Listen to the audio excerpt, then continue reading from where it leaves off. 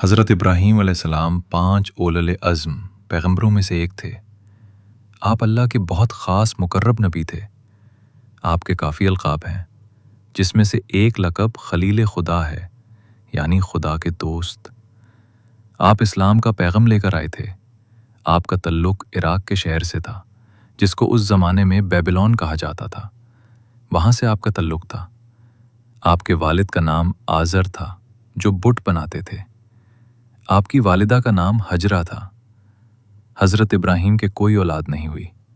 تب انہوں نے دوسری شادی کی، حالانکہ تب بھی اولاد نہیں ہوئی، لیکن خدا کی رحمانیت سے مایوس نہیں ہوئے۔ اور جب ابراہیم 100 برس سے زیادہ کے تھے، اللہ نے بی بی ہجرہ کو ایک بیٹا عطا کیا، جس کا نام اسماعیل تھا۔ کچھ وقت بعد بی بی سرا، جو کہ ان کی دوسری بیوی تھی، ان کو بھی اللہ نے اولاد عطا کی، جن کا نام اسحاق رکھا گیا۔ حضرت ابراہیم بچپن سے ہی سمجھدار تھے۔ آپ نے دیکھا کہ لوگ پتھر کے بتوں کو پوجتے ہیں، جو نہ سن سکتے ہیں، نہ بول سکتے ہیں، نہ کسی کو نقصان یا فائدہ دے سکتے ہیں۔ آپ نے سوچا، یہ کیسے خدا ہو سکتے ہیں؟ آپ نے لوگوں کو سمجھانا شروع کیا کہ خدا ایک وہی مالک ہے، وہی ہمیں رزق دیتا ہے۔ لوگوں نے منع کر دیا اور غصے میں آ گئے۔ ایک دن جب سب لوگ تہوار منانے چلے گئے تو حضرت ابراہیم علیہ السلام بت خانے میں گئے اور سب بتیں توڑ دیے، صرف ایک بڑا بت چھوڑ دیا۔ اس کے ہاتھ میں کلہاڑی بھی لٹکا دی۔ جب لوگ واپس آئے تو غصے سے پوچھا، یہ کس نے کیا؟ حضرت ابراہیم علیہ السلام نے کہا، شاید اس بڑے بت نے کیا ہوگا، اسی سے پوچھ لو اگر بول سکتا ہے۔ لوگ سمجھ گئے کہ یہ بت تو کچھ نہیں کر سکتے، لیکن انہوں نے ضد میں حضرت ابراہیم علیہ السلام کو جلانے کا فیصلہ کیا۔ انہوں نے ایک بڑی سی آگ جلائی اور حضرت ابراہیم علیہ السلام کو اس میں ڈال دیا۔ لیکن اللہ نے حکم دیا، اے آگ، ٹھنڈی ہو جا اور ابراہیم کے لیے سلامتی والی۔ آگ ٹھنڈی ہو گئی اور ابراہیم علیہ السلام کو کچھ بھی نہیں ہوا۔ سب لوگ حیران رہ گئے۔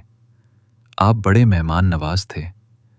بنا مہمان کے آپ دسترخوان پر کھانا تناول نہیں کرتے تھے۔ آپ کے بہت سے قصے قرآن میں ہیں، جیسے اللہ سے پوچھا کہ اللہ مارنے کے بعد آپ کیسے دوبارہ زندہ کرتے ہو؟ اللہ نے حکم دیا، ایک پرندہ لو، اسے قربان کرو، اس کے اعضاء کو الگ الگ پھینک دو اور اللہ کے حکم سے بلاؤ۔ وہ اعضاء واپس جڑ گئے۔ ان کو یقین آیا، اللہ ایسے زندہ کرتا ہے مردوں کو۔ اسی طرح ان کا ایک عظیم امتحان اللہ نے لیا۔ انہوں نے خواب میں دیکھا بار بار یہ دکھ رہا ہے کہ میں اپنے بیٹے کو قربان کر رہا ہوں۔ خواب بیٹے کو بتایا، دونوں ہی نبی تھے۔ بیٹا سمجھ گیا کہ بابا کا خواب یعنی اللہ کا حکم ہے۔ اسماعیل نے بولا، بابا آپ ہمیں قربان کر دیں۔ آپ کے خواب کی تعبیر یہی ہے کہ جو سب سے مہنگی شے ہو اسے قربان کریں، کیونکہ آپ اونٹ، بھید اور کئی قربانی دینے کے بعد بھی یہ خواب آ رہا تھا، یعنی سب سے قیمتی شے میں ہوں، یعنی آپ کا بیٹا اسماعیل۔ آپ نے تیاری کی۔